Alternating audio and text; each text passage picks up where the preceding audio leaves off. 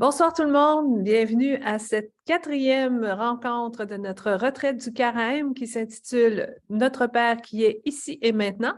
Nous sommes de l'Apocatière ici.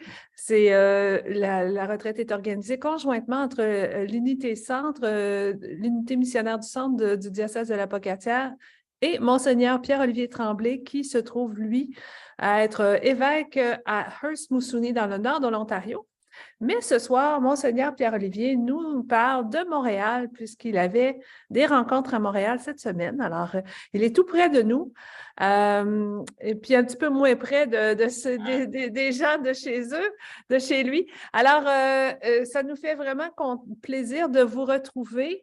On s'est remarqué, beaucoup de gens nous ont dit qu'ils ne pouvaient pas se joindre à nous le dimanche soir parce que ça semble être un temps vraiment occupé, mais la retraite sur YouTube est fort populaire. On a déjà dépassé les 400 vues au total là, pour les soirées de retraite. Donc, il y a beaucoup de gens qui nous ont écoutés en différé et ça nous fait fort plaisir. Pour les gens qui ne le savent pas, j'ai envoyé dans le lien aujourd'hui là, le lien vers la page YouTube du diocèse de Sainte-Anne. Mais sinon, si vous tapez dans YouTube « Retraite du carême », dans les premiers choix qui vont vous apparaître, vous allez voir la face de Pierre-Olivier, en gros. En cliquant là-dessus, et vous allez voir, là, c'est sur la chaîne du diocèse et vous allez pouvoir rejoindre les liens vers toutes les autres semaines aussi de notre retraite. Alors, si vous en avez manqué une, ça sera possible. La rencontre de ce soir va être en ligne à partir du milieu de la semaine à peu près.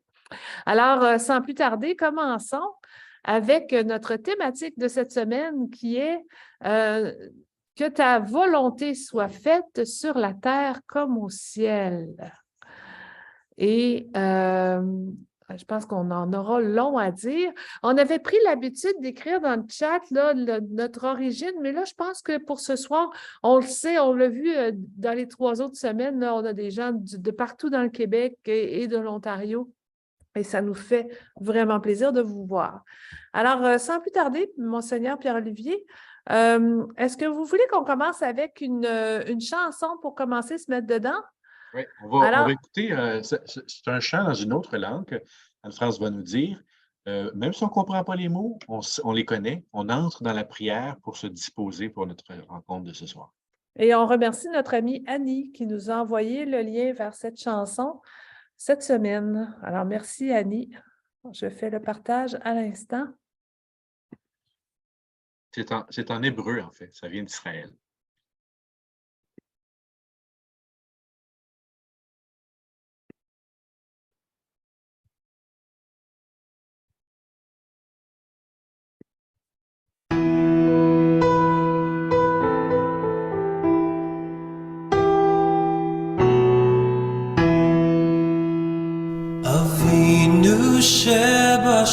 שבשמיים יתקדש שמך ויתברך מלכותך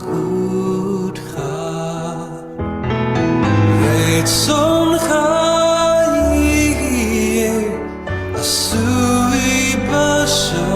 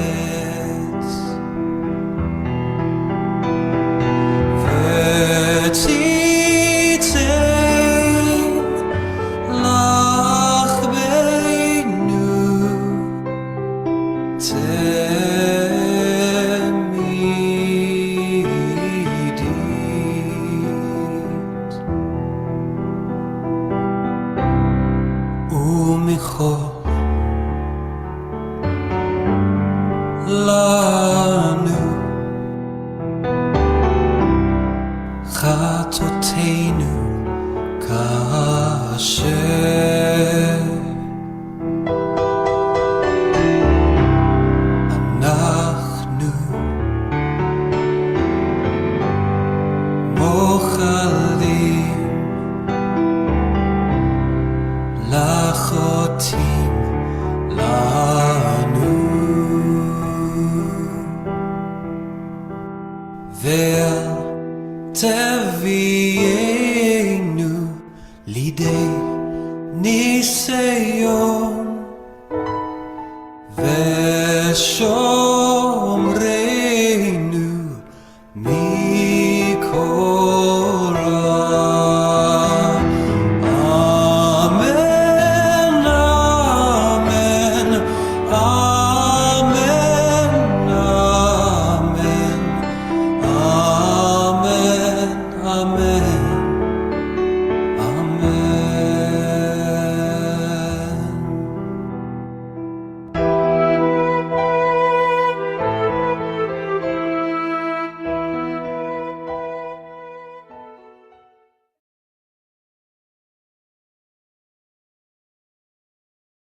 Gardons les yeux fermés un instant, dans la beauté de ce qu'on vient d'entendre. Confions-nous ensemble au Seigneur.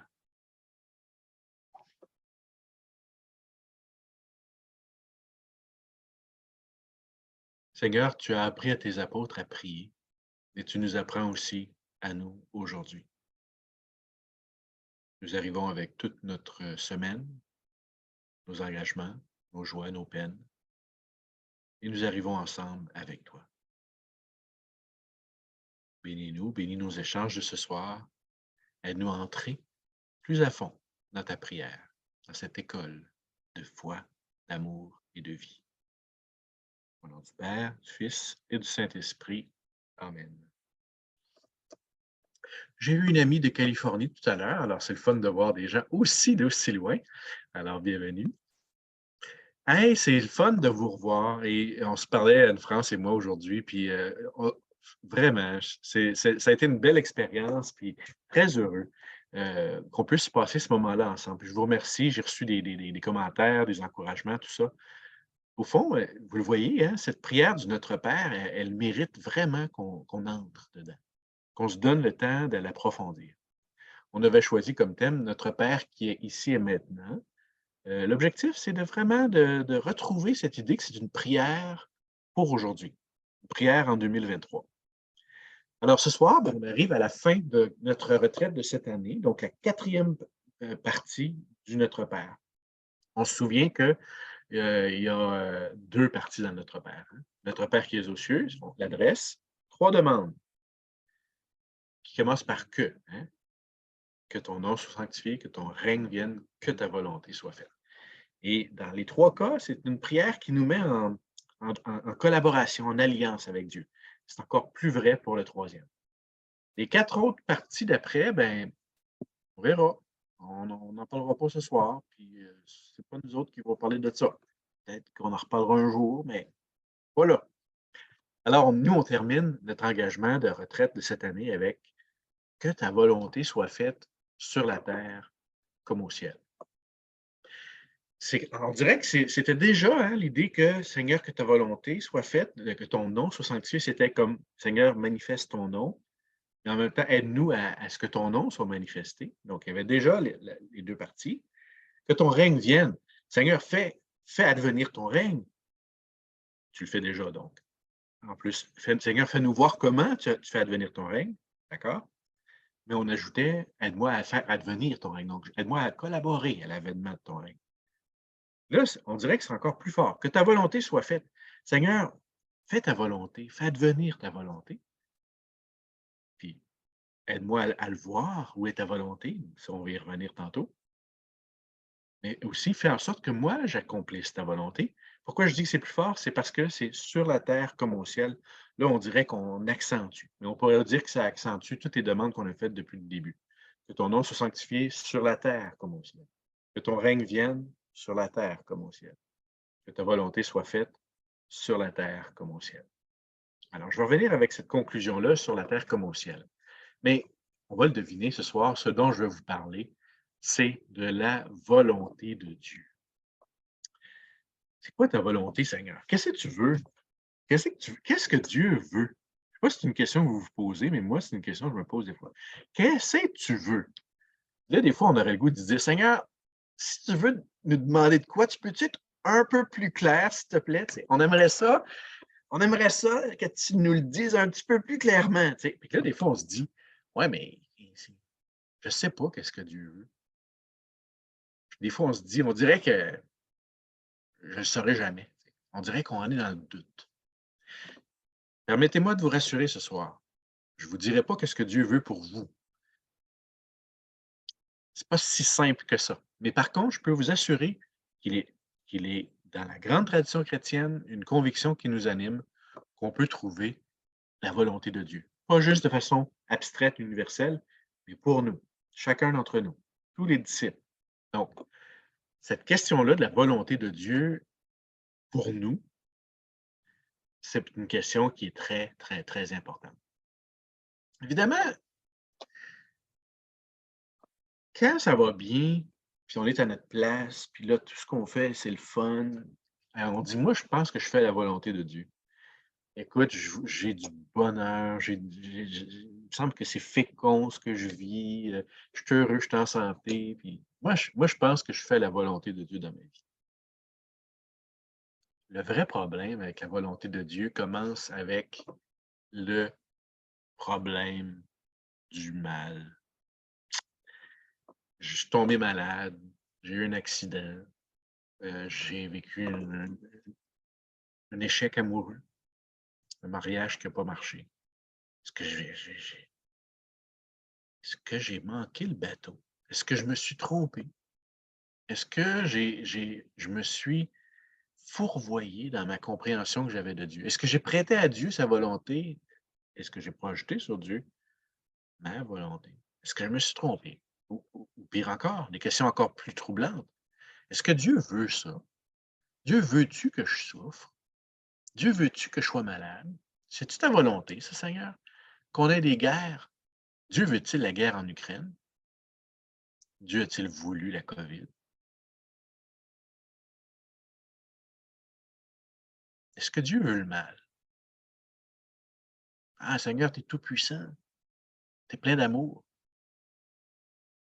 Comment ça que tu fais? Tu laisses aller toutes ces affaires-là? Alors, cette question-là, c'est la question la plus difficile pour nous, les modernes. Mais nos ancêtres aussi, ils avaient cette question-là. Alors, la question là, autour de la volonté de Dieu, le gros défi de nous, les croyants, c'est ça. Et cette question-là, il y a un nom pour ça en théologie, ça s'appelle la théodicée. T-H-E accent aigu, O-D-I-C-E accent aigu, E. La théodicée. Bon, juste que vous le sachiez. Et cette question-là anime les gens depuis 500 ans, depuis l'avènement de la Renaissance. OK? Puis, avant ça, on était dans une autre époque. Alors, il y a comme deux moments. La question aujourd'hui, je vous la résume, et elle va tout toucher et colorer toute notre façon de vivre notre foi aujourd'hui. C'est si Dieu est si bon et si puissant, comment est-ce qu'il permet le mal? OK? Et là, si on entre dans la question de la volonté, on va dire si Dieu est bon et qu'il veut le royaume, il veut le bonheur du monde, pourquoi est-ce que ça ne va pas bien? Qu'est-ce qu'il fait? Donc, ultimement, la volonté de Dieu, elle est questionnée par le mal. Pourquoi je dis qu'avant les 500 dernières années, si la question se posait autrement, je résume, là, mais on va dire comme ceci, nos ancêtres, il y a bien, bien, bien longtemps, ne se posaient pas la question sur pourquoi Dieu permet le mal. Non. Nos ancêtres, le mal était comme un fait. Puis s'il y avait du mal dans le monde, ben, c'est peut-être parce qu'on avait mal agi, nous. Alors la question, c'était, avant, là, c'était qu'est-ce que j'ai fait au bon Dieu pour qu'il m'arrive du mal comme ça? Ça, c'est un restant. Vous l'avez déjà entendu dans notre mentalité populaire. Qu'est-ce que j'ai fait au bon Dieu? Qu'est-ce que j'ai fait au bon Dieu pour qu'il m'arrive telle affaire? Ça, là, c'est un très, très ancien, on pourrait, je ne le dis pas avec jugement, là, mais on pourrait appeler ça une spiritualité primitive. Il m'arrive de quoi? J'ai sûrement fait de quoi? Donc, l'idée première de notre réaction face au mal, c'est que le mal est une punition. J'ai fait de quoi? Je subis une punition. C'est une conséquence d'une faute. Donc, le mal est vu comme, et ça part peut-être de notre expérience d'enfance. Hein? Quand nos parents nous punissent, c'est parce qu'on a mal agi. Et là, on a comme intériorisé, nous autres aussi, dans notre psyché humaine, que punition, je fais un geste de violence, mais c'est peut-être autre chose. Ça peut être juste un mot, ça peut être, bon, bref, n'importe quoi. Là. Vous voyez que je n'ai pas d'enfant et que je n'ai pas eu de discipline à faire, alors vous me l'apprendrez. Mais quoi qu'il en soit, la discipline est vue comme un mal que je subis, une pénitence, une punition, le résultat d'une faute. Donc, le mal est rattaché à un sentiment de culpabilité. Alors, nos ancêtres, il arrive de quoi dans le monde? Si quelqu'un a commis une faute puis il y a une conséquence, ben on est à l'aise avec ça. Mais le problème, et là, c'est peut-être le problème ultime du mal, c'est quand c'est des innocents qui souffrent. Oh là, par exemple, là, ça ne marche pas, là. Si un espèce de criminel effroyable se fait frapper par une voiture, correct, mais une sainte femme, une madame généreuse, bonne, fine, puis là, elle tombe malade, puis elle n'a rien fait, puis là, tu te dis, mais pourquoi? C'est là que ça devient difficile. Parce que notre sentiment, c'est que là, il y a quelque chose qui ne marche plus. Là. Elle subit une punition sans avoir fait aucune faute. Elle n'a pas de culpabilité. Donc là, il y a comme un problème. Alors, les ancêtres avaient le problème. C'est raconté dans l'Évangile. C'est fascinant, cette scène-là. Les gens vont voir Jésus, puis ils disent, Jésus, il y a une tour. Selon Radio-Canada ou RDI, sur RDI, là, il y avait eu la nouvelle qu'il y a une tour qui était tombée à Jérusalem, puis qu'il y avait, je ne sais pas combien de personnes qui sont mortes, vous l'écrirez dans le chat s'il y en a qui le savent. Donc, combien de personnes, tiens, essayez de trouver ça, là, combien de personnes étaient mortes sous la tour de Siloé? Essayez de trouver le verset même. Okay? Pendant que je vous raconte ça, là, il y en a qui savent exactement le verset, sont bons là-dedans. Alors, dans quel évangile, c'est quoi le verset? Combien de gens sont morts dans tout? L'histoire, pour faire simple, c'est que la tour elle s'est effondrée, est en construction, puis il y a des gens qui sont morts.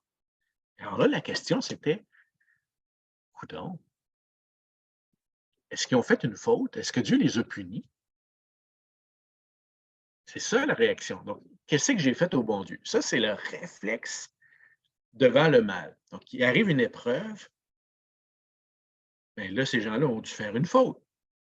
Et là, tu te dis, c'est-tu possible que les 26 personnes, je ne sais pas, ou les 18 personnes, on va le savoir dans quelques minutes, là, les personnes sont arrivées là, au bon moment, là, juste au moment où la tour tombait. Dieu lui-même, dans sa pédagogie, avait préparé une fragilité structurelle dans la tour pour qu'elle s'effondre. Oh, il y a 18 morts. Merci, Anne-France. Alors, les 18 personnes étaient exactement au bon moment. Imaginez, Dieu a fait en sorte que la tour tombe et elle a tué. Ça, c'est la punition de Dieu. Dieu a puni les 18 personnes. Hey, on dirait, coudon, les gens ils étaient bien, c'était dur cette affaire-là. Il était en train de dire à Jésus qu'il percevait que l'accident était simplement, était exactement, est-ce que ces gens-là ont péché? Tu as raison, hein, on mentionne, c'était la même chose dans l'Évangile de ce matin. Merci à tous les deux, Francis et Pascal. Effectivement, ce matin, c'était dans l'Évangile. L'aveugle, qui est aveugle de naissance, là, il y a quelque chose qui ne marche pas. Là. Il y a du péché avant sa naissance ou c'est la faute de ses parents? Donc, vous comprenez là que c'est très archaïque en nous, mais s'il arrive le mal, c'est la faute de quelqu'un. Alors, ce qui est arrivé, c'est qu'autour de la Renaissance, on a eu un renversement, un basculement. OK? Je vais revenir sur la réponse de Jésus parce qu'elle est essentielle. Mais au moment de la Renaissance, on a changé l'affaire. On est resté dans une recherche de coupables, mais au lieu de penser que c'est Dieu qui nous juge parce qu'on est des coupables, là, nous, on a décidé que c'était nous qui étions juges, puis que c'était Dieu qui était coupable. Ça, c'est la théodicée. Là, on a dit, la tour est tombée. C'est pas la faute à qui, puis est-ce que les enfants ou les jeunes avaient péché? C'est pas ça la question. La question, c'est comment Dieu, tu peux permettre ça? Et voyez-vous la puissance de l'humanisme de la Renaissance. Hein? Et là, nous, on devient en haut de Dieu. On dit, Dieu, là, t'as manqué ta shot, là. Ça marche pas ton affaire. Et ça, on entend ça dans la pensée moderne. Une espèce de jugement de Dieu. Comment Dieu, tu peux permettre ça? Alors, on est encore, malgré tout, dans une pensée archaïque, même si elle est enveloppée de modernité, on est encore dans une recherche de culpabilité. Si la tour est tombée, c'est la faute à qui? En 2020, ok, il y a eu un événement, je ne sais pas si vous avez entendu parler de ça, c'est arrivé en mars 2020. Ça vous dit quelque chose? Oui, ça vous dit quelque chose. C'était la COVID, la pandémie de la COVID. Ça ne fait pas si longtemps, hein? Ça fait déjà 3 ans. Les gens ont commencé à se poser des questions. Puis on dit, coudon, une pandémie mondiale, est-ce que c'est la faute à quelqu'un? Fait que là, tu as eu les deux réactions.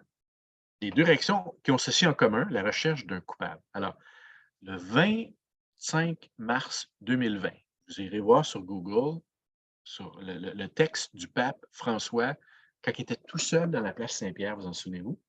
Il avait fait une prière à ce moment-là, c'était émouvant. Il pleuvait en plus. Il priait. Il était tout seul. Là, on le voyait là, qui marchait, il montait des marches. Là, puis il priait pour le monde.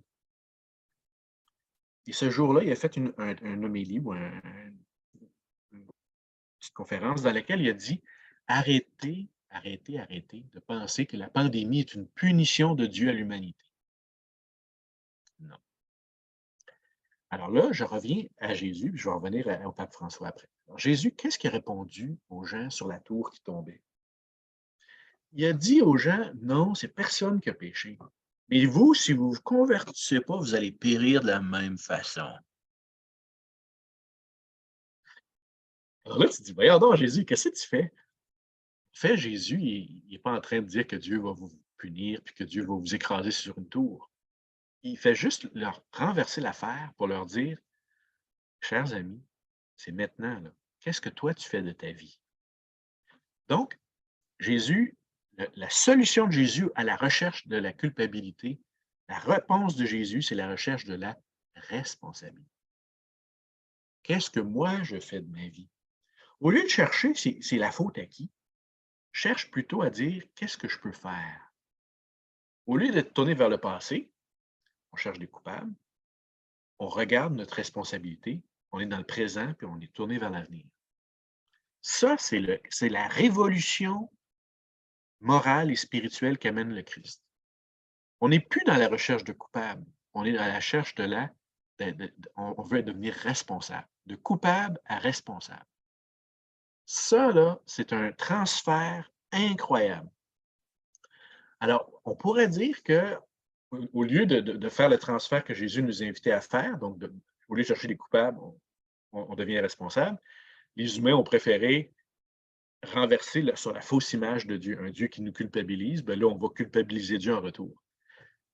Alors, nous, les modernes, on est encore dans la recherche de boucs émissaires, puis de trouver c'est qui les coupables. C'est qui les coupables de la COVID-19? C'est-tu les Chinois? C'est-tu quelqu'un qui ne portait pas le masque? Qui a amené ça? C'est de la faute à qui? C'est-tu à Trudeau? C'est-tu à Legault? Puis on est tout encore dans une dynamique de recherche de coupables et de culpabilité. Or, dit François, là, je reviens au pape François, il nous dit que la COVID est une occasion pour que chacun d'entre nous, on s'évalue. On ne se juge pas, on s'évalue pour trouver en quoi, qu'est-ce que je peux faire moi dans cette crise-là. Voyez-vous la profonde approche de maturité. Alors, au lieu d'être un enfant qui cherche des coupables, on devient un adulte qui devient responsable. Donc, c'est un appel à la maturité morale, à la maturité spirituelle. Me suivez-vous là-dessus? Ça va bien? Ça a du bon sens? Ouais, vous ne parlez pas beaucoup, je trouve. Mais il y a des sourires, c'est correct. Vous me suivez. Ça, là, c'est pour dire que quand on cherche la volonté de Dieu, ça va être la même affaire. La volonté de Dieu, ce n'est pas quelque chose qui nous impose des choses. C'est quelque chose qui nous appelle à collaborer. OK? Alors, le problème du mal, je vais juste terminer avant d'aller sur continuer sur la volonté de Dieu. Le problème du mal, en d'autres mots, on n'a pas de réponse. Puis c'est ça qui nous agace. C'est qu'en réalité, on veut une réponse au mal, et Dieu nous donne une présence dans le mal, c'est-à-dire qu'il souffre avec nous, puis il traverse le mal. La seule réponse des chrétiens, ce n'est pas une réponse rationnelle, c'est une réponse existentielle. Bon, il y a des gens qui veulent une réponse.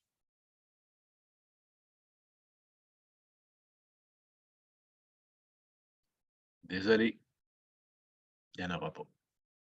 Et le Christ n'en donne pas. Même dans l'Ancien Testament, le livre ultime où on posait la question du mal, c'est le livre de Job. La seule réponse à la fin, là, c'est bien agaçant. Dieu dit à Job, après avoir réfléchi sur le mal pendant des chapitres et des chapitres, à la fin, c'est « Sais-tu le nombre d'étoiles qu'il y a dans le monde? Non. Voilà, je t'en dirai pas plus. » En d'autres mots, cher Job, c'est plus grand que toi, essaye pas de comprendre. Et ça, c'est intéressant. Tu sais, avez-vous déjà entendu des gens qui disent ça? Moi, j'ai vécu telle épreuve, j'avais quelque chose à comprendre là-dedans. Ah, moi, j'avais quelque chose à comprendre là-dedans. Moi, j'aime pas trop cette expression-là. Pourquoi? Parce que ça dit des fois, s'il m'est arrivé telle épreuve, c'est que c'est un peu de ma faute. J'ai eu le cancer, je suis tombé malade, j'avais quelque chose à comprendre là-dedans. Ouais, j'aime pas trop ça. Parce qu'on dirait qu'il y a une causalité, puis on dirait qu'il y a une cause morale. OK? Alors, dès que tu es dans j'ai quelque chose à comprendre dans quelque chose, on est encore tourné vers le passé. Moi, j'aime mieux dire aux gens, j'ai eu quelque chose à apprendre dans la situation. Ah, voyez-vous la différence? OK? Je vis une épreuve, je suis tombé malade. Là, c'est pas pourquoi je suis malade. C'est à cause de mes parents? C'est à cause d'une blessure d'enfance? C'est à cause que je m'alimente pas bien? C'est à cause que mon corps me dit quelque chose? Je fais un petit peu de caricature ici, mais comprenez qu'on est beaucoup dans j'ai quelque chose à comprendre dans le mal. Moi, je préfère dire je vis une épreuve, qu'est-ce que je peux apprendre de ça? Donc là, on n'est pas en train de dire que le mal était nécessaire, comme une espèce de nécessité pédagogique. Dieu m'avait permis de vivre ça parce que Dieu, il savait que j'étais capable de porter cette croix-là. Hey, ça, c'est agaçant d'entendre des choses de même, hein? Quelqu'un est tombé malade, puis là, on lui dit le Seigneur savait que tu étais capable de porter ça. Tu sais. Non. Ou bien pédagogiquement, l'autre approche était le Seigneur avait certainement. Il voulait m'apprendre quelque chose là-dedans. Il voulait que je comprenne quelque chose là-dedans. Il voulait m'enseigner. Non. OK. Donc, on n'est pas dans une causalité par rapport au mal. On n'est pas non plus dans une culpabilité puis un enchaînement. Ça me lie au mal, ça. Et je suis comme pogné par le mal. Par contre, si je dis qu'est-ce que je peux apprendre, là, c'est de dire, quelle que soit la situation, j'ai du pouvoir sur ma vie. Qu'est-ce que je peux faire? Qu'est-ce que je peux apprendre? Là, je ne suis pas dans une recherche de causalité, je suis dans une recherche de libération. Comment je peux me relever? Alors, vous voyez que le Christ en croix explique pas le mal. Pourquoi? Qu'est-ce que l'humanité avait à comprendre dans tout ça? Mais le Christ en croix est avec nous. Il nous aide à apprendre de toutes nos épreuves. Pas dans une pédagogie. Dieu nous a fait souffrir pour nous apprendre. Non. Mais dans un témoignage. Oui. Alors, vous avez entendu, hein, le Seigneur éprouve ceux qu'il aime. Ça, c'est Madeleine qui me dit ça, merci. Le Seigneur éprouve ceux qu'il aime. Ça, c'était des théologies anciennes qui essayaient de nous dire que Dieu n'est pas absent des épreuves. Malgré tout, on pourrait dire, il me semble que le Christ nous amène ailleurs. Le Seigneur éprouve ceux qu'il aime. Ce n'est pas Dieu qui nous éprouve, c'est les circonstances. Puis Dieu est avec nous dans l'épreuve. En tout cas, moi, je préfère ce langage-là. Je ne suis pas en train de dire que la Bible est dans l'erreur, mais je pense qu'il faut la comprendre de manière progressive. L'Ancien Testament, tranquillement, jusqu'à l'annonce du Christ. Donc, vous comprenez que ce que j'essaie de dire, c'est que la question du mal, on va s'embourber si on cherche à comprendre l'origine ou la cause du mal. Puis on n'aura jamais de réponse. La seule chose qu'on peut faire, par contre, c'est là, je vis l'affaire, puis je ne chercherai pas des coupables, mais je vais essayer de voir qu'est-ce que je peux faire avec ça. OK. Alors, ça, c'était pour la question du mal. Je voulais la partager parce qu'il me semble qu'elle est en arrière-fond de nos défis face à la volonté de Dieu, que ta volonté soit faite. Parce que, comme je dis au début, quand ça va bien dans ta vie, la volonté de Dieu, c'est correct. Mais quand tu souffres, puis quand tu vis une épreuve, là, tu te dis, c'est-tu la volonté de Dieu que je vive ça? Là, c'est moins clair. Encore quelques mots sur qu'est-ce que n'est pas la volonté de Dieu. Mais des fois, on pourrait avoir l'idée que la volonté de Dieu, elle est extérieure à nous, que Dieu a voulu ça. Dieu veut. La volonté de Dieu, c'est comme une espèce de grand parapluie là, qui couvrirait l'histoire du monde. Tu sais. Alors, c'est exactement ça. Dieu, il n'est pas celui qui contrôle tout comme si on était des marionnettes, puis qui tirerait les ficelles, puis que nous, on va faire la volonté de Dieu. J'ai travaillé beaucoup avec des jeunes, puis je me souviens d'avoir entendu des jeunes me dire à un moment donné, ah, je cherche la volonté de Dieu, mais je ne veux pas trop l'entendre. J'ai peur d'entendre que Dieu m'appelle à devenir religieuse. Tu sais, j'ai déjà entendu ça. Non, Seigneur, appelle-moi pas à devenir une sœur, surtout pas. Puis j'ai déjà entendu la même chose. Non, je ne veux pas que Dieu m'appelle à devenir un prêtre. C'est bon. Ce que je trouvais drôle, mais très humain finalement. C'est comme si la volonté de Dieu dans cette perspective-là, c'est quelque chose qui est extérieur à moi. Il y a des religieuses avec nous ce soir. Elles ont répondu oui à l'appel de Dieu, puis ça ne leur a pas été imposé d'en haut. Puis j'en connais plusieurs d'entre vous, mes sœurs, qui sont très heureuses et rayonnantes, puis inspirantes. Alors, la volonté de Dieu à devenir religieuse, ce n'est pas une punition.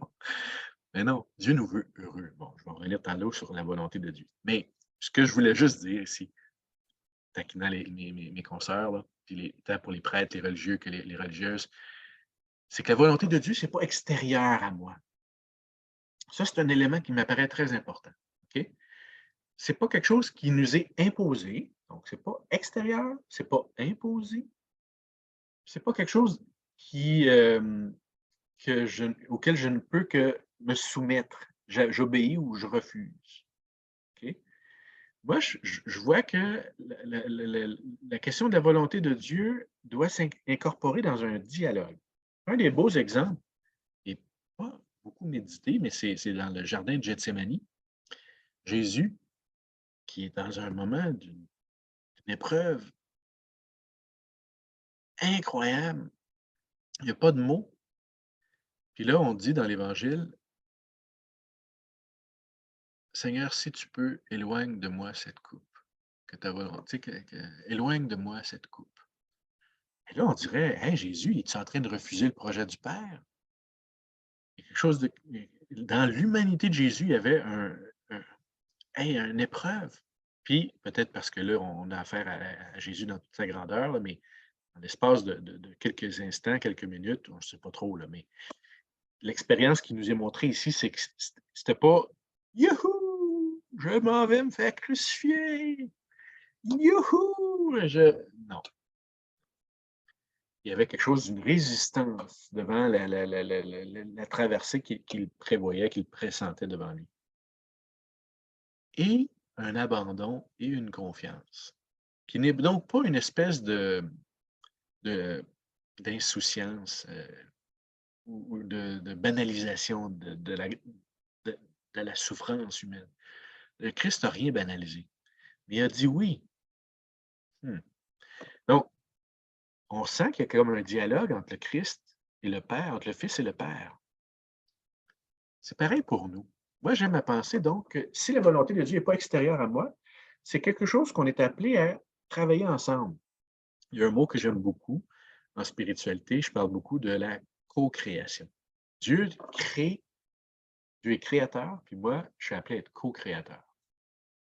Ça veut dire que Dieu, il va se servir de moi, puis moi, je vais travailler avec lui pour qu'ensemble, on fasse quelque chose. Ça, je trouve ça magnifique. Parce que ça dit que Dieu ne fait pas tout. Dieu fait avec. Dieu ne nous impose pas une volonté, Dieu nous invite à travailler avec lui pour que sa volonté soit faite sur la terre comme au ciel. Donc ça vous comprenez qu'on est encore dans une dynamique donc de collaboration. Alors, Dieu n'est pas en train de m'imposer quelque chose comme si c'était tout fait non plus. Parce qu'on n'est pas, tu sais, il y en a des fois qui ont l'impression qu'on est dans un fatalisme. Toute l'histoire du monde est écrite. Tu diras bien ce que tu voudras, de toute façon, c'est déjà décidé. Et ça, c'est contraire à la foi chrétienne. On ne croit pas à un fatalisme. Nous, on croit que Dieu nous laisse libres. Et là, il y a comme deux excès. Alors, le fatalisme ou l'absurdité, l'absence de tout sens. Okay. Alors, beaucoup de nos contemporains modernes sont dans on fait ce qu'on veut, les humains, et Dieu n'existe pas, puis il n'y a pas de sens dans l'histoire du monde. Alors, on est dans une espèce de un vide cosmique là, ou universel, puis on s'en va chacun, on fait ce qu'on peut le temps qui nous est donné. Nos ancêtres, il y en a beaucoup qui étaient dans une vision fataliste. C'était quasiment comme tout est écrit. Là. Vous avez ça dans la philosophie grecque, puis les grands romans, où on a l'impression que Oedipe, par exemple, dans l'histoire d'Oedipe, il y a des dieux qui contrôlent sa destinée, puis il n'y a pas de pouvoir réel sur sa vie. La religion juive et chrétienne a amené une conception très profonde que l'humain a une responsabilité, a une liberté. Liberté et responsabilité vont ensemble, mais fait en sorte qu'on a du pouvoir sur notre vie. Mais là, vous comprenez que ça devient plus délicat parce qu'il faut trouver quelle est la part de Dieu, quelle est ma part à moi. Puis ça aussi, c'est une question que 2000 ans d'histoire, on n'a pas réussi à bien répondre. Disons pour simplifier que Dieu, saint Thomas d'Aquin, il parlait de la nature et de la surnature, mais la grâce travaille avec la nature, construit avec la nature. Il dit autrement, Dieu travaille avec nous, collabore avec nous. OK. j'arrête ma grosse théologie là, fondamentale, mais je trouve que ça nous aide quand même à prier notre Père. Parce que ça nous donne l'idée que la volonté de Dieu, c'est un work in progress. C'est un travail qui est en train de se faire. Quand on prie que ta volonté soit faite, c'est pas comme c'est écrit dans le ciel, là, puis là, je vais essayer de bien le lire. C'est écrit, oui, quelque chose un peu de l'extérieur à moi, mais il y a aussi quelque chose qui est en moi. Donc, que ta volonté soit faite, mais ça m'invite à écouter ce qui m'habite et écouter ce qui est en moi. Et là, on entre dans la question beaucoup plus positive, dans le fond, là, c'est OK, la volonté de Dieu, c'est pas une imposition, c'est pas extérieur, mais c'est quoi d'abord? Puis comment on peut le discerner? Comment faire en sorte qu'on collabore à la volonté de Dieu? Alors là, maintenant que j'ai mis un peu en arrière-fond les difficultés que nous, les modernes, on a avec l'idée de volonté de Dieu, on va essayer d'entrer de manière plus proactive maintenant là-dedans. Donc, la volonté de Dieu, c'est quoi? Qu'est-ce que Dieu veut? Est-ce que Dieu veut que le Canadien de Montréal fasse les séries cette année? Ça, c'est une vraie question théologique. Moi, je suis convaincu que Dieu veut que les Canadiens de Montréal fassent les séries. C'est ça que Dieu veut. S'ils ne font pas les séries, là, mais non. Mais non. Alors, OK, c'est quoi la volonté de Dieu? Est-ce que Dieu veut ci? Dieu veut tel événement? Dieu. Alors là, il y a deux choses. D'abord, il faut comprendre le projet de Dieu, puis ensuite, il faut voir comment on incorpore ça dans notre expérience de l'histoire humaine. Le projet de Dieu, comment savoir la volonté de quelqu'un si on ne la connaît pas? Tu te dis, mettons Xi Jinping, hein, vous l'avez entendu parler de lui, c'est le président de la Chine. Je pense que personne d'entre nous ne l'a rencontré. Vous me le direz si vous l'avez rencontré. Moi, je ne l'ai pas rencontré. Qu'est-ce qu'il veut, le président chinois? Je ne sais pas. Alors, je ne le connais pas. Tant qu'on ne connaît pas quelqu'un, on ne sait pas qu'est-ce qu'il veut.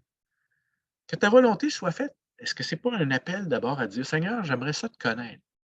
Comme on disait, que ton règne vienne, que ton nom soit sanctifié. J'aimerais ça être dans ton amitié. La prière de Jésus vous invite déjà dans une dynamique relationnelle. Seigneur, je ne peux pas savoir ta volonté si je ne te connais pas. Alors, comment on va connaître Dieu? Et là, la foi chrétienne, la foi juive, nous apprennent, nous présentent une option auquel on est invité à croire. On peut y croire, on peut ne pas y croire, mais nous, les croyants, on y croit. À savoir que Dieu s'est révélé dans l'histoire. Alors là, on n'est plus dans des hypothèses de recherche de la volonté de Dieu. On est plutôt dans est-ce que j'accueille ce qui nous est présenté comme son projet?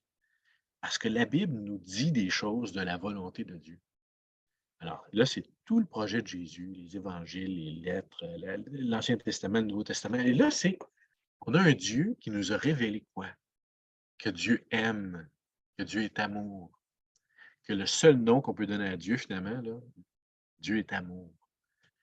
Dieu a tant aimé le monde qu'il a donné son Fils unique. Dieu vit que cela était bon. Dieu a créé l'univers, le monde, parce qu'il l'aimait. Il marchait dans les jardins avec Adam et Ève. Il était dans une intimité avec l'humain. Dieu nous a créés pour l'harmonie. Dieu nous a créés pour le bonheur. Donc là, OK, je ne suis pas en train de juste dire des beaux vœux pieux. Là. Je m'inscris profondément dans la tradition chrétienne et juive. Alors, la volonté de Dieu, s'il y a quelque chose que j'ai à connaître qui n'est pas rattaché à mon histoire spécifique à moi, là, c'est d'abord d'entrer dans la grammaire, si vous voulez, du projet de Dieu. Alors, écoutez, je vais vous donner un secret ce soir. OK? Écoutez bien ça, à 19h45, là, c'est le moment de la grande, grande révélation ce soir. Êtes-vous prêts? Un petit peu que je vais aller voir dans ma View Gallery. Là. Je veux voir si vous êtes prêts. Là. OK. Alphée, il est prêt. Madeleine, Albé, Deschênes, il est là aussi. Micheline aussi. OK. Charles, Pépin, t'es bon aussi. Arnel. OK. Tout le monde est prêt? Attention. Si tu veux connaître la volonté de Dieu, lis la Bible.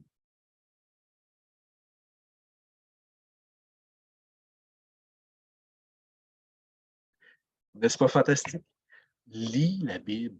On ne la lit pas assez. Puis, fais pas juste la lire à la messe un petit bout. Là. Lis la Bible. Entre dans l'expérience de la parole de Dieu. Tu vas connaître un Dieu qui s'est révélé à l'humanité. C'est le premier lieu de la révélation. Ça nous a été rappelé au Concile Vatican II. La parole de Dieu. Lis la parole de Dieu. Alors, si tu te dis, je ne sais pas qu'est-ce que ma vie s'en va, puis je trouve qu'on vit des moments difficiles en Église, puis on traverse des crises, puis c'est vrai, je vous le confirme, lis la parole de Dieu. Lis la Bible. Et là, tu vas comme développer une intimité avec Dieu. Tu vas rentrer dans sa confidence, une espèce de convivialité. Je comprends, je saisis mieux, ça m'aide. Et l'expérience de tous les grands spirituels de l'histoire dans la tradition chrétienne, c'est que nous, on n'est pas juste là pour faire le vide intérieur, en tout respect, là. Je ne porte pas un jugement sur d'autres traditions spirituelles, mais je veux quand même dire ceci. Pour nous, c'est pas juste faire le vide qui est important, c'est entrer dans la rencontre. Notre spiritualité nous amène à ce dialogue, cette alliance, qui est un autre thème biblique, l'alliance que Dieu a faire avec nous. Donc, si tu veux connaître la volonté de Dieu, voici ce que la grande tradition de l'Église nous a dit.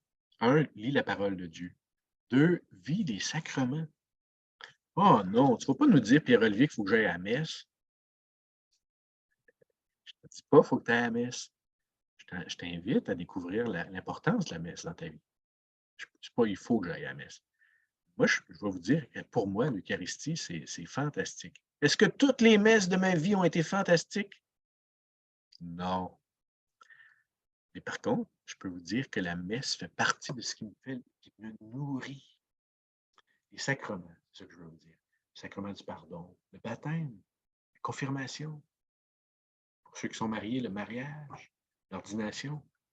Il y a des grâces qui nous sont données parce qu'on est des êtres incarnés. Les sacrements font en sorte qu'on n'a pas juste une parole, on a des gestes. Et les deux ensemble nous transforment.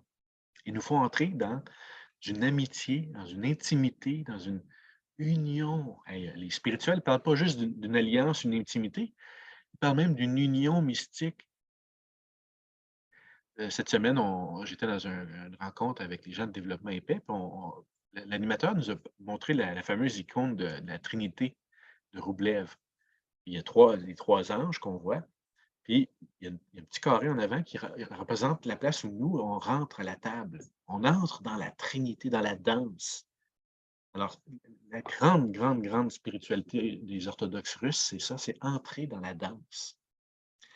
Donc, entrer dans le mouvement d'amour de Dieu. C'est de toute beauté.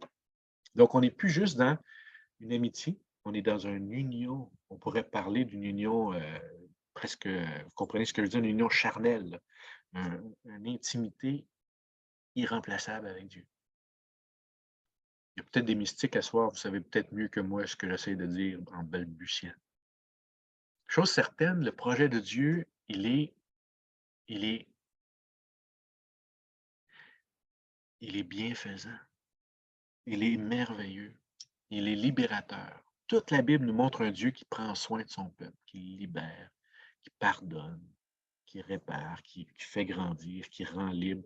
Un de mes bons professeurs que je salue ici, Pierre-René Côté, il nous rappelait souvent que le projet de Dieu, c'est quoi? C'est que l'être humain soit debout, responsable, fécond, réussi, accompli, donné.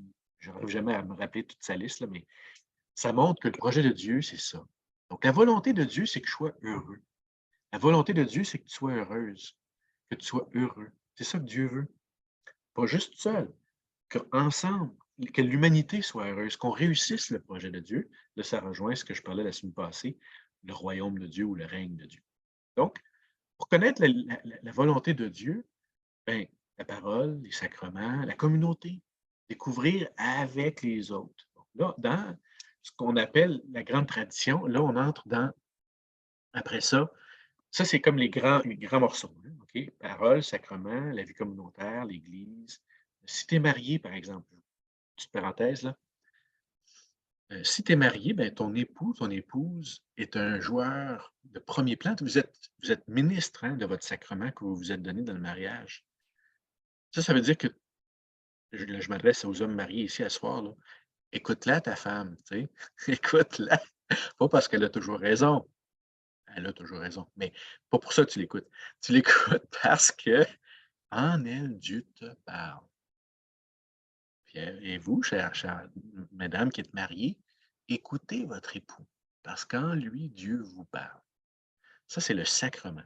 Puis là, je m'adresse à tous les fidèles quand vous allez voir votre prêtre, écoutez-le, pas parce qu'il est super intéressant, mais des fois il l'est, là, mais écoutez-le dans la foi, parce qu'en lui, Dieu vous parle. Ça, c'est un regard de foi chrétien.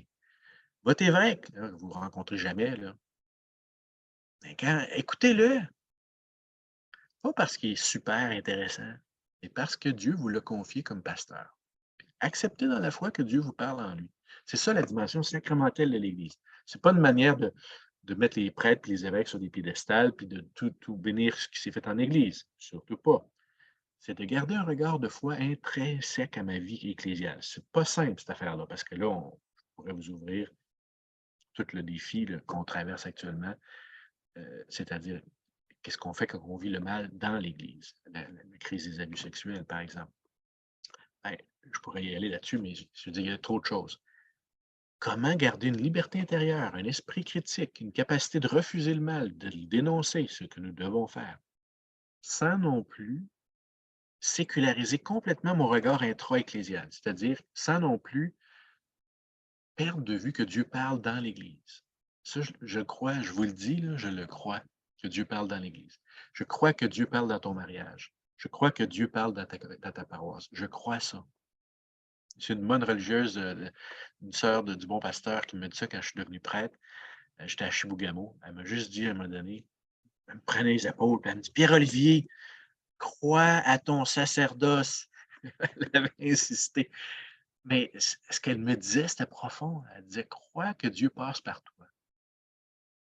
C'est ça, la médiation, la sacramentalité. Dieu ne fait pas juste de nous des gens qui recevons, mais des gens par qui Dieu et avec qui Dieu travaille. On n'est pas juste des sujets de la grâce divine, on est même des collaborateurs de la grâce divine.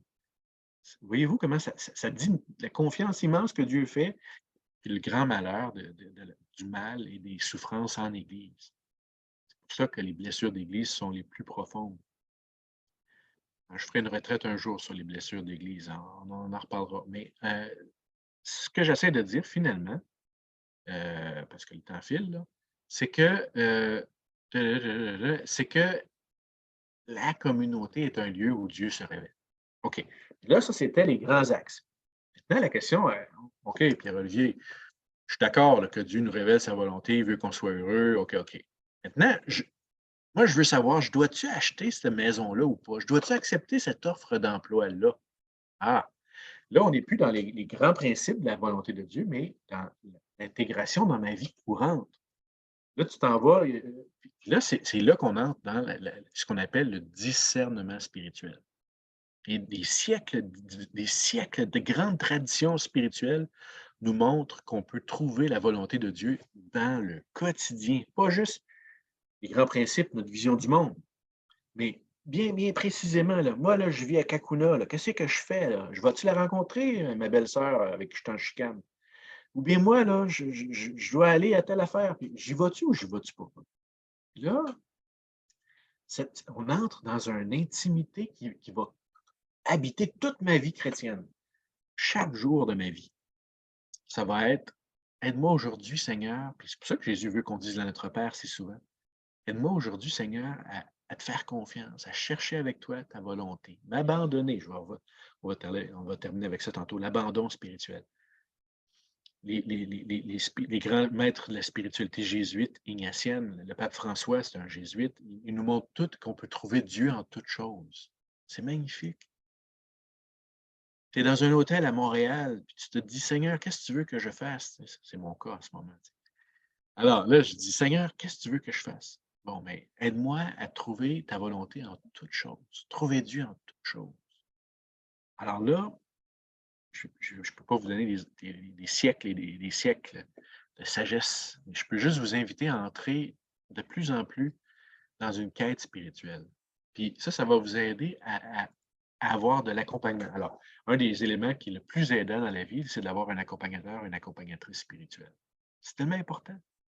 Alors, tu vis un moment clé de ta vie où tu te poses des grandes questions. Est-ce que, par exemple, je dois laisser mon emploi pour aller vers un nouvel emploi? Donc, c'est un des embranchements majeurs de ma vie. Ou par exemple, tu as 23 ans, tu te demandes, je dois-tu m'engager dans le mariage avec cette femme-là? Ben, c'est une vraie question profonde, là. Puis là, c'est pas juste, oui, Dieu veut que je sois heureux, mais c'est, est-ce que, oui, OK, tu veux que je sois heureux, mais est-ce que c'est dans cette dynamique, cette relation-là ou une autre? Dans ce travail-là ou un autre? Alors là, avoir de l'accompagnement spirituel, ça, c'est très aidant, très, très aidant. Vous allez me dire, ouais, Pierre-Olivier, c'est bien le fun, là, mais trouve-en donc une accompagnatrice spirituelle dans mon coin, il n'y en a pas tant que ça. OK, message bien reçu. Demandons, cherchons ensemble à former des accompagnateurs spirituels. C'est peut-être une des choses dont notre époque a largement besoin. Donc, mais il y a aussi des maîtres de spiritualité. Donc, puis, il y a une manière de vivre dans une intimité. Chercher Dieu en toutes choses. OK. Et la synodalité en Église, le pape actuellement nous invite à prendre des décisions dans la prière. Je trouve, moi, qu'en Église, on a bien trop intériorisé des modèles organisationnels. Tu sais. Je disais ça à un groupe cette semaine. C'est bien correct là, de faire c'est quoi notre mission, notre vision, puis nos valeurs, puis après ça, on fait un plan de match. J'ai déjà vu des affaires comme ça. Tu sais. Hein, c'est excellent, ces choses-là. Là, hein? Vision, mission, valeur. Après ça, on se fait une programmation pour la suite des choses. Le problème, c'est qu'on est encore tout le temps dans nos affaires. Nous, les chrétiens, la mission, là, on ne se la donne pas. On se la donne, mais on la reçoit. Hein? C'est les deux. Donc, ça veut dire que nous, notre vision, elle n'est pas juste quelque chose qu'on a créé, c'est aussi quelque chose qu'on a reçu. Les chrétiens, on entre dans une tradition. Alors là, c'est pour ça que nous, chercher la volonté de Dieu, c'est pas juste qu'est-ce que moi je veux, que ma volonté soit faite. Et moi, honnêtement, je pense que j'ai les bonnes idées. Puis, Dieu, devrait peut-être m'écouter. Tu sais, hein? Il devrait peut-être m'écouter. Je le sais, moi, qu'est-ce que le monde a besoin. Mais non, Dieu, c'est mieux que moi. Alors, c'est pas que ma volonté soit faite, c'est que ta volonté soit faite. Donc, ça veut dire une dynamique d'écoute. Écouter. Puis ça, c'est dans la Bible, ça revient tout le temps, écouter, écouter, écouter. Alors là, c'est une humilité, c'est une démarche très humble, dialogale. On y va à tâtons, c'est progressif. Des fois, on se trompe. Un des meilleurs exemples, vous l'avez déjà entendu, là, ça commence avec cette histoire-là dans le très beau film Les Deux Papes. Là, on voit le pape François qui parle de François d'Assise. François d'Assise qui avait été dans une petite église en ruine, San Damiano. Et là, il avait comme eu l'intuition intérieure qu'il fallait qu'il travaille à reconstruire l'Église. François reconstruit mon Église. Et là, lui, OK, il s'est mis à reconstruire l'Église de San Damiano. Alors, j'ai fait la volonté de Dieu? Non, François. Reconstruis mon Église. Là, le projet de Dieu était bien plus grand. Donc, François, il avait mal compris. Donc, la volonté de Dieu, ce n'est pas quelque chose que... Moi, je le sais, la volonté de Dieu. Je vais vous donner des exemples. C'est des choses que j'ai déjà entendues.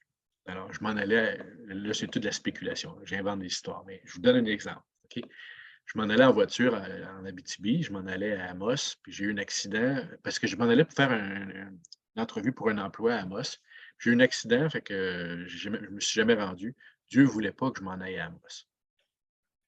C'est vrai ou c'est pas vrai?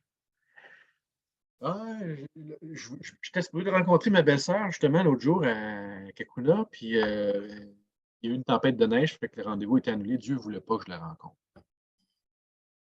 Non, hein, on n'est pas si à l'aise que ça. Des fois, dans les groupes de prière, entre autres charismatiques, des fois, on allait un petit peu vite en affaires pour dire ça, c'est la volonté de Dieu.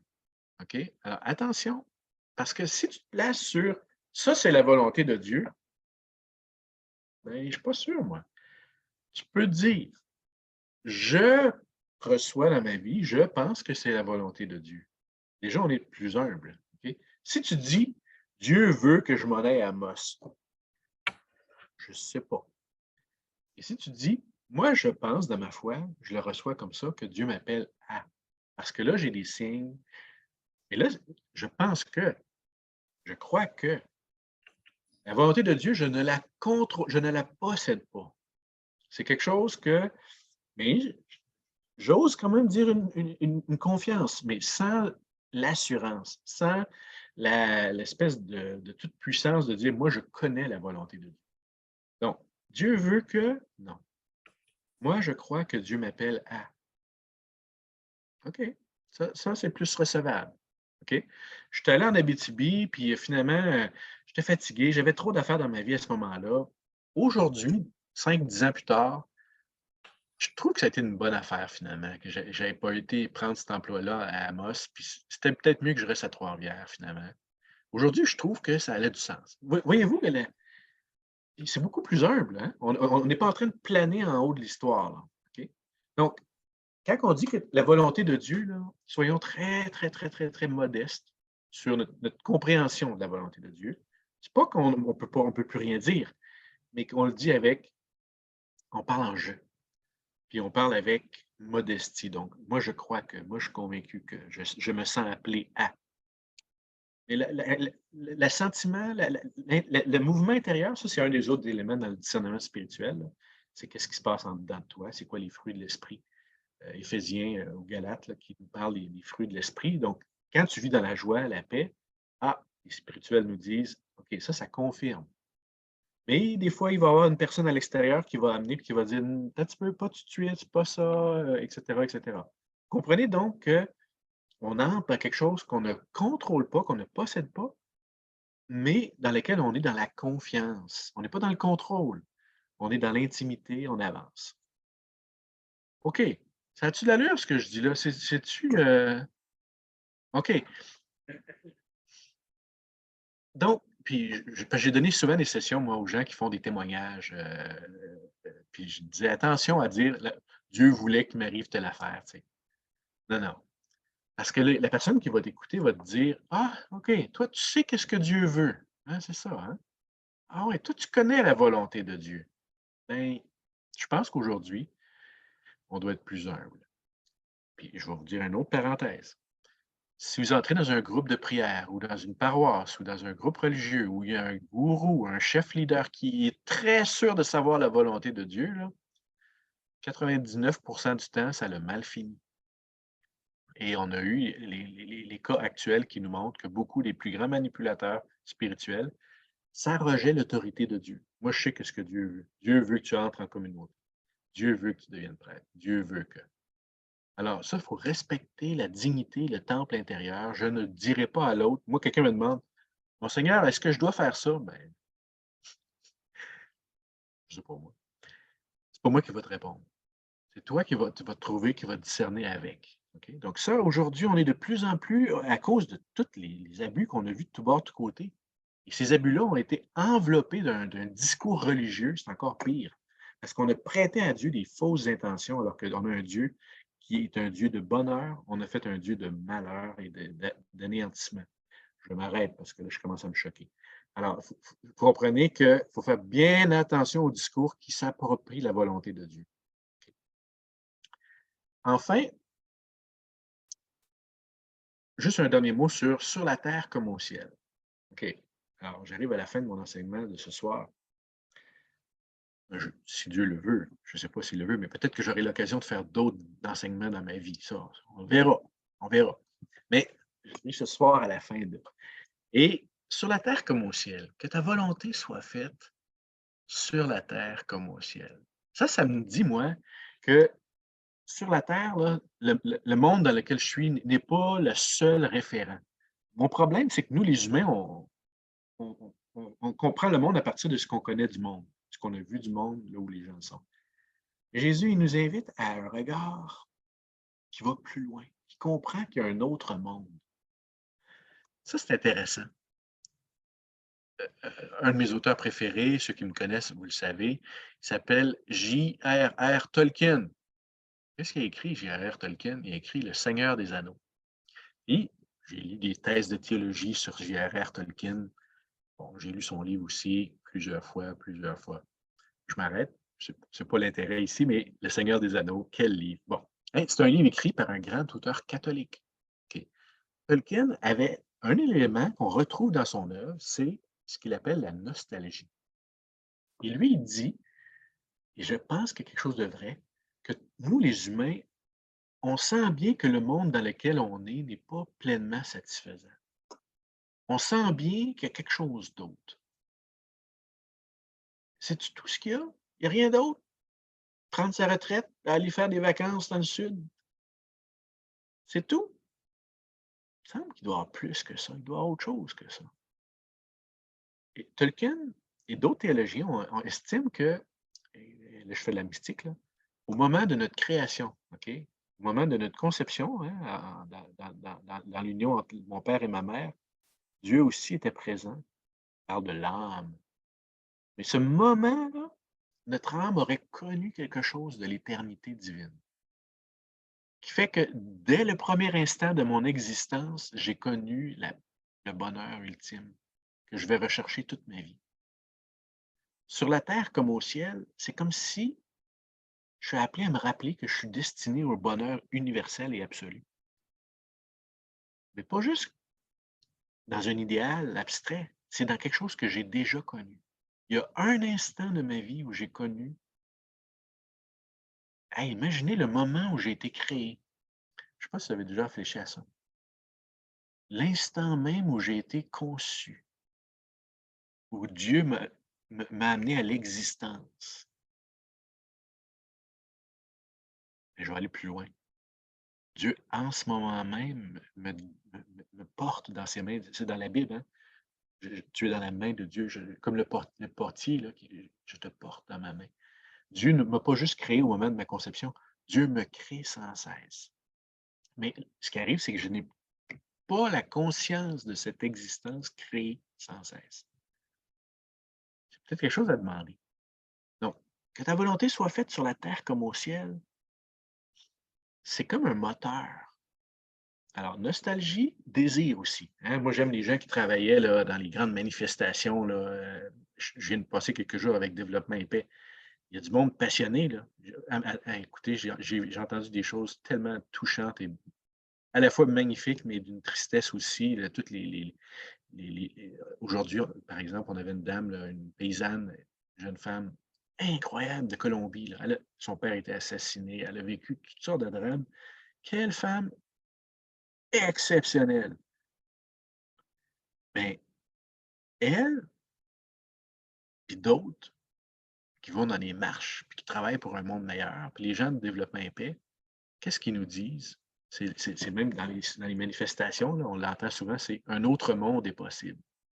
Alors ça, c'est comme si les gens qui travaillent pour la justice dans le monde, ils nous disent, moi, je ne suis pas content que le monde soit comme ça. Je ne suis pas satisfait du monde tel qu'il est. Je voudrais, et je crois qu'il y a un autre monde est possible. Donc, notre Père, que ta volonté soit faite sur la terre comme au ciel, à la fois, il y a quelque chose d'une mystique, et à la fois, il y a quelque chose d'un désir en moi, qui est que le monde soit autrement. Eh bien, si à chaque fois qu'on priait le Notre Père, on pouvait communier à ce désir profond, ça nous met en marche, chers amis, ça nous met en marche.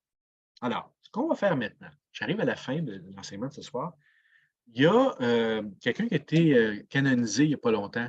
Euh, c'est pas moi, hein? Non, je n'ai pas été canonisé. Et celui qui a été canonisé s'appelle Charles de Foucault. Charles de Foucault a fait une très, très belle prière, OK, on va lire tout à l'heure à la fin. Moi, tu sais, quand j'arrive à la fin de notre session sur notre Père qui est ici et maintenant, ben, on va demander à travers la prière de Charles de Foucault d'entrer dans cette idée que Dieu est ici et maintenant. Sa volonté, elle est avec nous. OK? Je vous lis la prière, je vais faire une lecture commentée.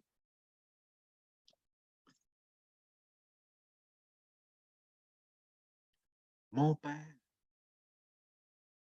OK, vous voyez comment il commence. Mon Père. Donc, Notre Père, là, il est dans une intimité. Mon Père, je m'abandonne à toi. Fais de moi ce qu'il te plaira. Qu'est-ce que Dieu plaît à Dieu en ce qui me concerne? Qu'est-ce qui te ferait plaisir? Qu'est-ce qui te plairait? Hein, c'est intéressant. C'est pas juste que si tu veux, mais qu'est-ce qui te plairait? Il y a quelque chose de bon. Tu sais. Y a-t-il quelque chose qui te plairait, Seigneur, que je fasse? Tu sais? Je m'abandonne à toi. Donc, il y a l'abandon spirituel. Quoi que tu fasses de moi, je te remercie. OK, on est vraiment dans une prière d'abandon ici avec Charles de Foucault. Mais oui, Seigneur, je me remets entre tes mains. Je suis prêt à tout. J'accepte tout. Écoutez, attendez un petit peu là. Êtes-vous prêt à accepter tout, vous autres? Je sais pas, hein? J'accepte tout. J'accepte tout, là.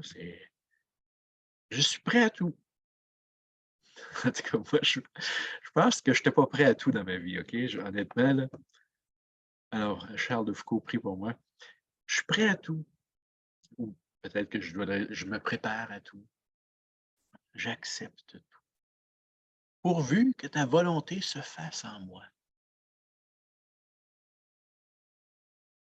En toutes tes créatures. Je ne désire rien d'autre, mon Dieu. Hey, ça, c'est wow! Je ne désire rien d'autre que ta volonté. Ça, c'est la prière d'un saint, là. Je ne sais pas si en Californie, les gens peuvent prier comme ça. Est-ce qu'au Québec, les gens sont capables de dire moi, je ne désire rien d'autre que ta volonté, Seigneur. Je n'ai pas vu beaucoup de Québécois qui ont prié comme ça dans ma vie, je dois vous dire. Les Ontariens, par exemple, hein, ça, pas sûr non plus. Je remets mon âme entre tes mains. Ça, c'est une prière de Jésus, hein? Au Père, entre tes mains, je remets mon esprit. C'est Jésus qui est en croix, là. Je remets mon âme entre tes mains. Je te la donne, mon Dieu. Je te donne mon âme. Je te donne mon âme. Donne pas ton âme au diable, OK? Donne pas ton âme à tes idoles. Donne pas ton âme, ce que tu as de plus précieux, à des choses qui valent rien. Donne ton âme à Dieu. Je te donne mon âme. Je sais pas, avez-vous déjà réfléchi à ça, vous autres, donner votre âme? À part dans les histoires avec les espèces de contrats que les gens faisaient avec les diables, là.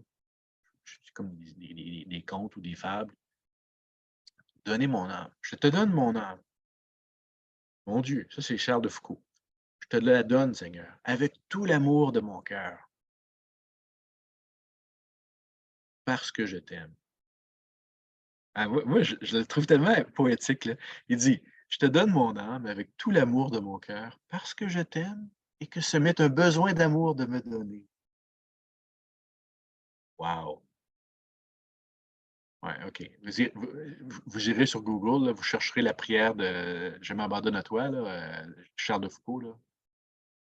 Ouf! Je je prends ma respiration là, en la lisant, là. J'avoue que, Seigneur Dieu, ça m'est un besoin d'amour de me donner. Hey, ça veut dire que me donner à toi, Seigneur, ça vient d'un élan d'amour, de me remettre entre tes mains, sans mesure, sans mesure, sans mesure. Sans mesure. Ah, je veux dire, j'ai même plus de mots, là. De me donner sans mesure, avec une infinie confiance. Là, bon, OK. Là, je pense que je la seule manière de faire cette prière-là, c'est que Dieu la fasse en moi. Peut-être que Charles de Foucault était rendu tellement uni au Christ que c'est le Christ qui prie en lui. Ça doit être ça. Avec une infinie confiance, car tu es mon Père. Alors, il commence sa prière avec mon Père, car tu es mon Père. Ça, c'est la finale. Chers amis, je vous souhaite de prier comme Charles de Foucault. Non, je nous souhaite de prier comme Jésus dans Charles de Foucault. Alors, oui, qu'on a encore beaucoup, beaucoup à découvrir en priant notre Père. Le temps a filé beaucoup, beaucoup. On va quand même juste mettre à l'écran quelques questions. On va prendre un petit 2-3 minutes juste pour dire, vous allez pouvoir noter les questions si vous avez le goût de les travailler aussi. Alors, Anne-France va nous mettre ça à l'écran.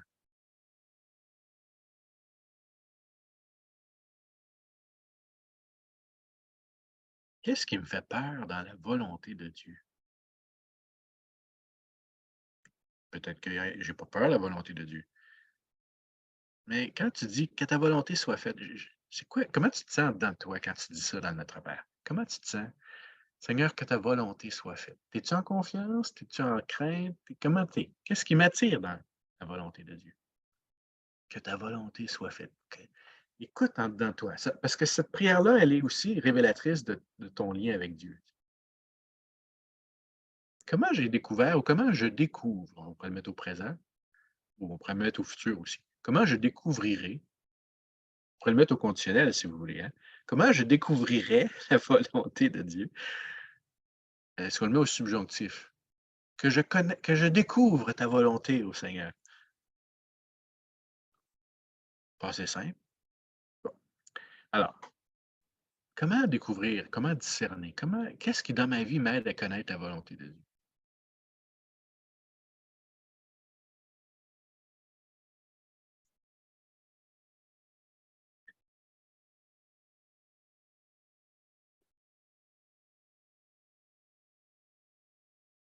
OK? Avez-vous pris les notes que vous vouliez avec ça? On n'aura pas le temps d'aller plus loin ce soir, mais notez les choses qui vous intéressent, puis essayez d'approfondir ça cette semaine, puis jusqu'à Pâques, là.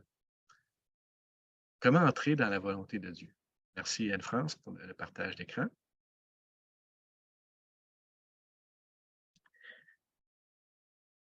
Alors, voilà, on arrive, chers amis, à la fin donc de ce moment de retraite. C'était un moment bien spécial pour moi et je remercie Anne-France aussi. C'est toi, Anne-France, qui m'a invité. Puis Dieu voulait ça, OK? Dieu voulait que tu me demandes. Non, moi je pense, de ma foi, que Dieu était à travers toi dans ton appel que tu as fait. Ah, mieux. Alors, ce qu'on va faire, c'est on va terminer avec on va écouter le chant qui reprend la prière de Charles de Foucault. C'est une des belles versions que j'aime beaucoup, beaucoup. Ça vient de la communauté Emmanuel. Donc, c'est la reprise de la prière de Charles de Foucault. J'aimerais ça que tu l'écoutes, puis tu demandes à l'Esprit Saint de l'imprimer en dedans de toi, là, OK? Puis qu'il te fasse entrer dans cette prière extraordinaire. Puis on écoute ça avec un cœur ouvert, OK? Ça sera pas long. Faut que j'aille la chercher, là.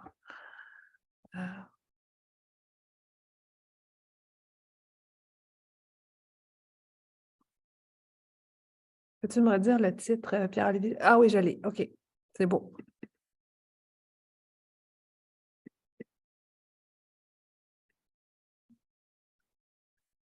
Ce sera pas long.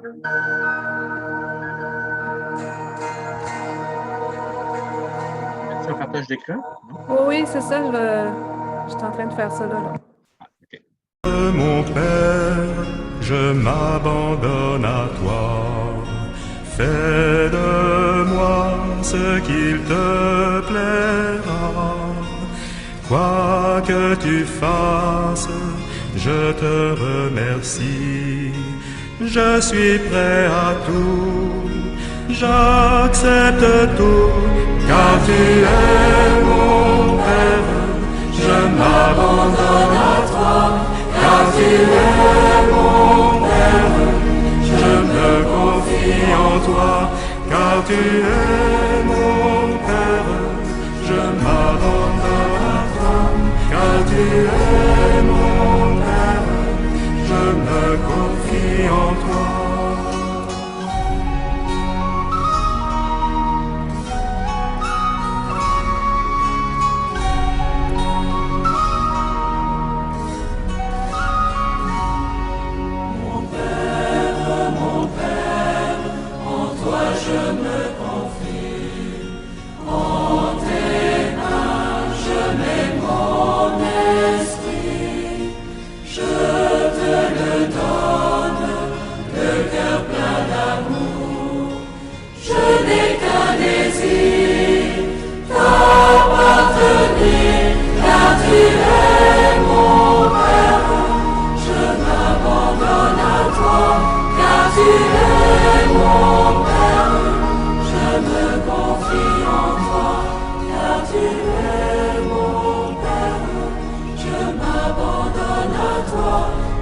Tu es mon Père,